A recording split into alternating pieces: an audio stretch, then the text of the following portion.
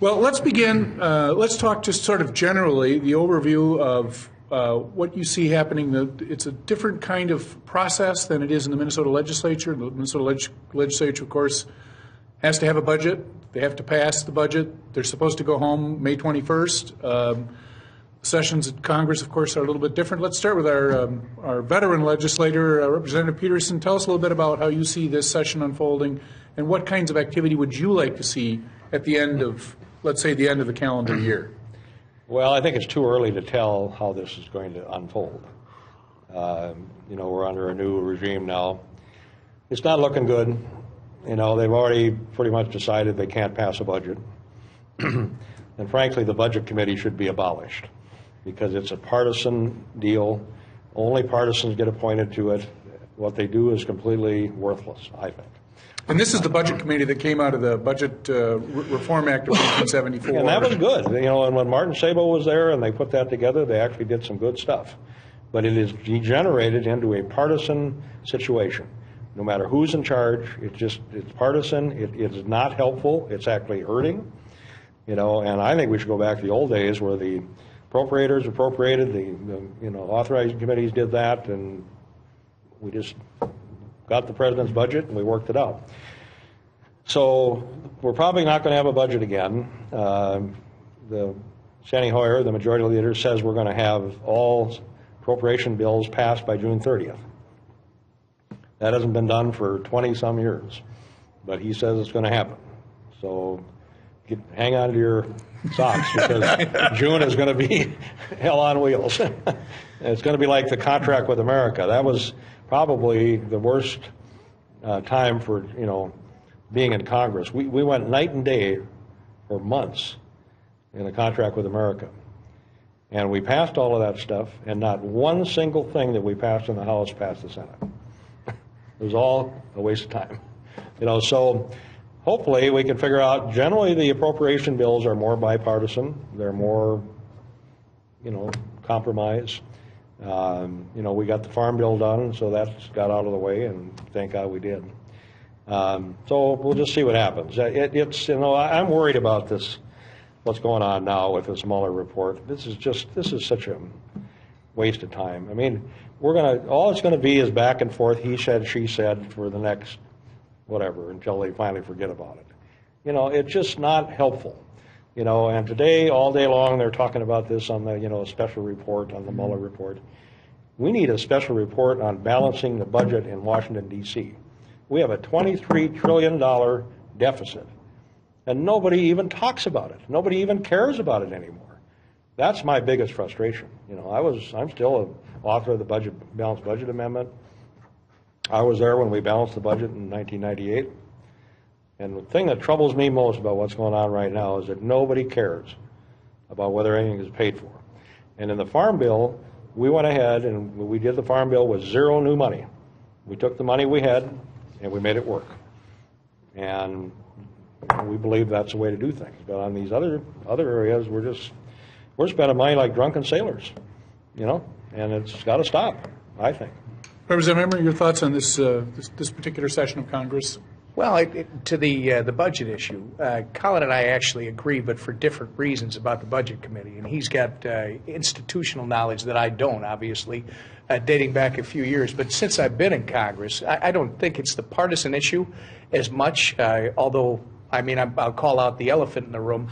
When the Republicans were in charge, there was a group that was always looking for the most pure definition of what it means. It's almost a libertarian approach. And unfortunately, when they operate, even if you agree with their ideas, it was a burnt ground philosophy. You need to bring people with you if you're going to pass things, right? Now, Colin's party, and I know they have the same frustrations because now they have a new breed of Democrat that's been elected, that they don't want to do anything in terms of getting the team to get something over the line. And because of that, they're not able to even pass a number in the Budget Committee. Colin, I would say this.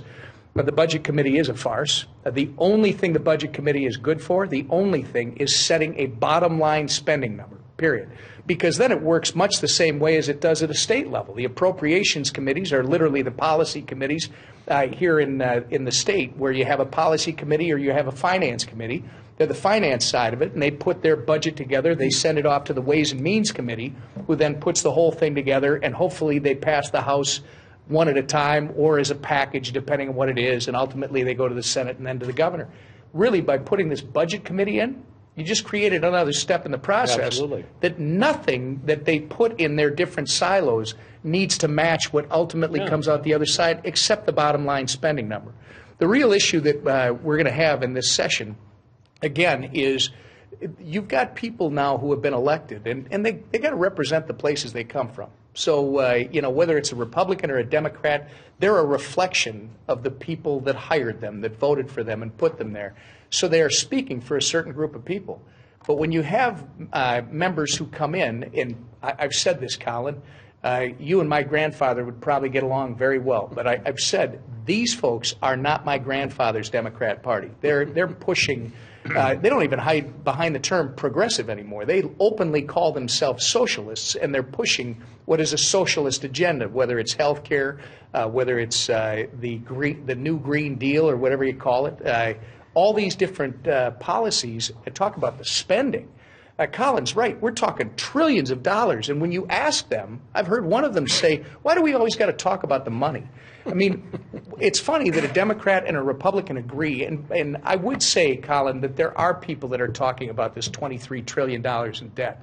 There's not enough people paying attention to the talk. It is, yeah. I mean, I haven't voted for any of the omnibus bills because I've told the administration, you show me how we're going to pay it off, and then I'll start talking to you about how we do this. And their argument over the first 2 years of the administration has been we need a runway because with virtually zero growth, it was below 2%, and you got to factor in government spending. That's not real growth. When you're doing that, you're basically chasing your tail. Their argument is we have to have real growth before we can start making real decisions. Well, you've got 3% growth now in the last year.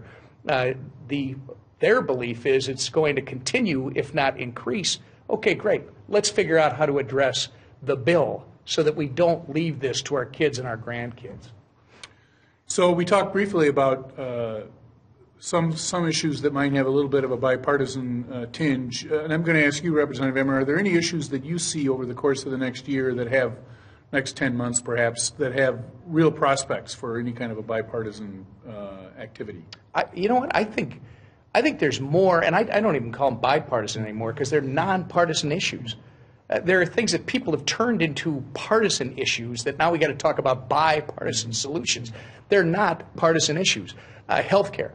I mean, it's really interesting to see what Republicans were trying to do 2 years ago was restore the states' rights to be able to put together a program that works for their population while maintaining the essential benefit package so that you don't have states that are providing less, right? You see the proposals that are now coming out from the new majority on the other side. A lot of them mirror what the Republicans were doing because people understand that it's not working. The Affordable Care Act's not working. You have to do something different. We really do have the ideas. It's going to take leadership. And I think the problem has been you've got too many of the leaders, the people that we see on the weekend news all the time, the shows, they have a different rhetoric than the people that are on the main floor that are, assuming the ones that aren't running for president. I see you're going to get another one out of your caucus that's going to run for president now. Which one is this now? I think Moulton is hiring people now, and he's going to run. I mean, I don't know how many people you're going to have at the end of the day. Maybe there'll be 60 running. Unbelievable. Yeah. But at the end of the day, we've worked very well in the Farm Bill together. Colin brings his institutional knowledge. One area that we worked together on and he helped me with was the suicide grant prevention program through the Farmers Ranchers Stress Assistance Network, which was passed by Senator Harkin and on the Senate side and you and others on the House side back in 2008. Mm-hmm. It was never funded and then it expired at the time of the last Farm Bill. When this Farm Bill was done, I mean, we've got a crisis in rural America when it comes to the issues that our farm families are facing. These types of issues, including some of the environmental issues, if you get the far left, whatever it is, out of the way, people understand we have an obligation to leave the planet as good or better than we found it. I think there's a lot of different areas, and I think Colin would agree with me, but it's getting past the rhetoric. Hard to do.